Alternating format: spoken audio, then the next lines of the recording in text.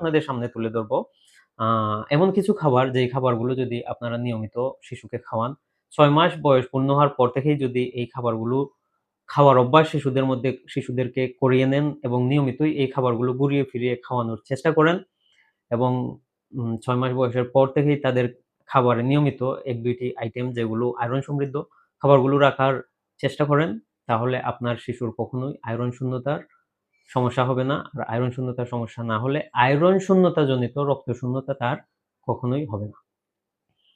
শিশুর শরীরে আয়রনের সরবরাহ নিশ্চিত করার জন্য বা আয়রনের শূন্যতা পূরণের জন্য ১ম এ যেই খাবারটির কথা বলব সেটি হলো মাংস। মনে রাখবেন একটি শিশুর বয়স ১ বছর পূর্ণ হওয়ার পর থেকেই, যদিও অনেক শিশু সংস্থা বলেন যে আরো আগে থেকেই, তবে ১ বছর বয়স পূর্ণ হওয়ার পর থেকেই আপনারা শিশুকে মাংস খেতে দিতে পারবেন। আর ২ বছর বা ৩ বছরের শিশুকে তো সব ধরনের মাংসই খেতে দিতে পারবেন। মনে রাখবেন আ আমাদের শরীরে আয়রনের চাহিদা পূরণে সবচেয়ে উৎকৃষ্ট খাবার হলো মাংস। মাংস সেটা মুরগির মাংস হতে পারে, গরুর মাংস হতে পারে বা খাসির মাংস হতে পারে। আ আয়রনের যতগুলো উৎস রয়েছে, এই উৎসগুলোর মধ্যে মাংস হতে প্রাপ্ত আয়রন আমাদের শরীর খুব সহজে শোষণ করতে পারে, অন্য যেকোনো খাবারের তুলনায়। তাই ১ বছর বয়স পূর্ণ হওয়ার সাথে সাথেই শিশুকে মাংস খাওয়ানো শুরু করবেন।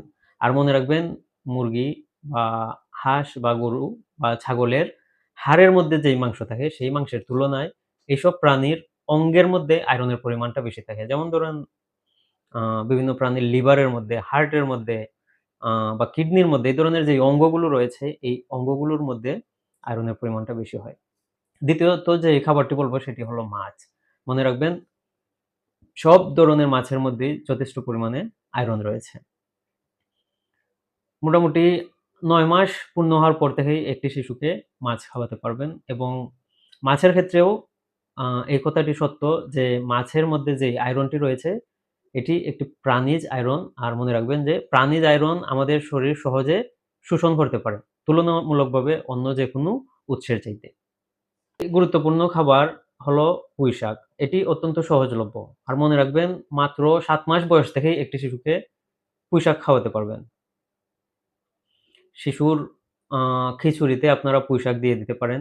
আর যারা আরেকটু বয়স্ক শিশু, তাদেরকে ভাতের সাথে পুঁইশাক রান্না করে আপনারা খাওয়াতে পারেন। মনে রাখবেন পুঁইশাক শুধু আয়রন নয়, পুঁইশাকে একটি শিশুর শরীরে যত ধরনের ভিটামিন, নিউট্রিশন এর প্রয়োজন, তার বেশিরভাগের চাহিদা পূরণ করতে সক্ষম পুঁইশাক। আরেকটি গুরুত্বপূর্ণ খাবার হলো গাজর। আমাদের চোখের স্বাস্থ্য ভালো রাখার জন্য অত্যন্ত প্রয়োজনীয় একটি ভিটামিন হলো ভিটামিন এ। আমাদের শরীরে রোগ প্রতিরোধ ক্ষমতা বৃদ্ধির জন্য অত্যন্ত গুরুত্বপূর্ণ একটি উপাদান হলো ভিটামিন সি। আর আমাদের শরীরে আয়রন শূন্যতাজনিত রক্ত শূন্যতা দূর করার জন্য গুরুত্বপূর্ণ একটি উপাদান হলো আয়রন। এই ৩ টি গুরুত্বপূর্ণ উপাদান আপনারা একসাথে পেয়ে যাবেন গাজর খেলে। গাজর একটি শিশুর জন্য অত্যন্ত চমৎকার।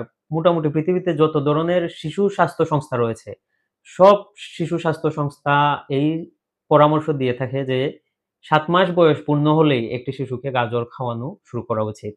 এই গাজর আপনারা তার খিচুড়িতে মিক্স করে রান্না করে খাওয়াতে পারেন। আ তাকে গাজরের পিউরি করে সেটাকে সিদ্ধ করে ব্লেন্ডার করে তারপর দুধের সাথে মিশিয়ে খাওয়াতে পারেন। এছাড়া শিশুকে হালুয়া করে খাওয়াতে পারেন। যেই শিশু যেভাবে পছন্দ করে সেভাবেই আপনারা খাওয়াতে পারেন।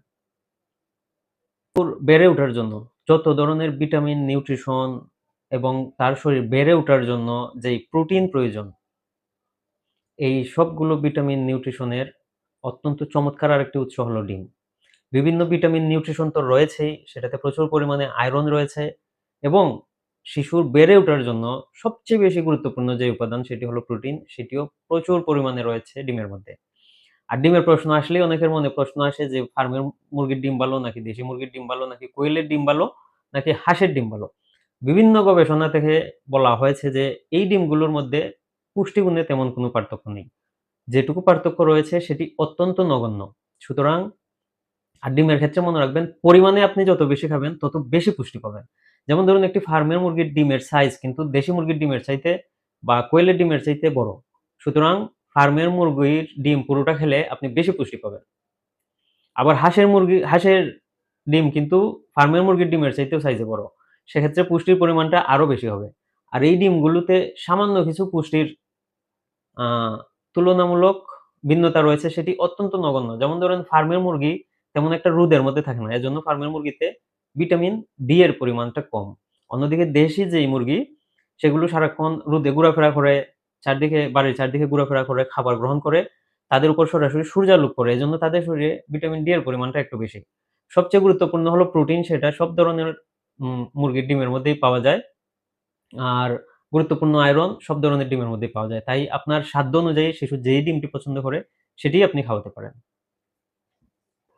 আপনার শিশু পছন্দ করবে এবং আপনার সাধ্যের মধ্যেও রয়েছে। আয়রনও পাবেন প্রচুর পরিমাণ। এমন ২ টি খাবার হলো কিসমিস এবং বাদাম। এখন বাদামের প্রশ্ন আসলেই অনেকে মনে করবেন যে বাজারে অনেক দামি যে বিদেশি বাদামগুলো পাওয়া যায় সেগুলো খাওয়ালে মনে হয় ভিটামিনটা বেশি পাবে বা নিউট্রিশন বেশি পাবে বা আয়রন বেশি পাবে। বিষয়টি সত্য নয়। এখানে স্বাদের হয়তো ভিন্নতা রয়েছে কিন্তু পুষ্টির দিক দিয়ে সব বাদামই প্রচুর পরিমাণে ভিটামিন, নিউট্রিশন এবং বিশেষ করে আয়রন রয়েছে। তাই আমাদের দেশে চাষ হয় যে চীনাবাদাম, সেই বাদাম যদি আপনি শিশুকে খাওয়ানোর অভ্যাস করেন, বাদামের ক্ষেত্রে আপনারা ১ বছর পার হওয়ার পর থেকে এবং খুব সহজে পাওয়া যায় আরেকটি খাবার হলো কিসমিস। এগুলো ১ বছর বয়স পার হওয়ার পর থেকে শিশুদেরকে ব্লেন্ড করে দুধের সাথে মিশিয়ে যদি খাওয়ানোর অভ্যাস করেন তাহলে আপনার শিশুর কখনোই রক্তশূন্যতার সমস্যা হবে না। আয়রনের শূন্যতা কখনোই হবে না। আর একটু বড় শিশুদেরকে প্রতিদিন ৪ টি ৫ টি করে বাদাম বা ৪ টি ৫ টি করে কিসমিস খেতে দিতেই পারেন। সেক্ষেত্রে খুব সহজেই আপনার শিশু প্রচুর পরিমাণে আয়রন পেয়ে যাবে। এবার আসি ফলের বিষয়ে।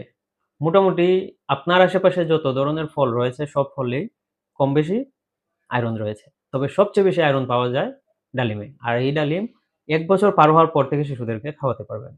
আরেকটি ফল হলো খেজুর। আর খেজুর খাওয়ানোর ক্ষেত্রে অবশ্যই ১৮ মাস অপেক্ষা করতে হবে। খেজুরে গ্লুকোজের পরিমাণটা অত্যন্ত বেশি বিধায় আ বিভিন্ন শিশু স্বাস্থ্য সংস্থাগুলো শিশুদেরকে খেজুর খাওয়ানোর জন্য অত্যন্ত ১৮ মাস অপেক্ষা করার পরামর্শ দিয়ে থাকে।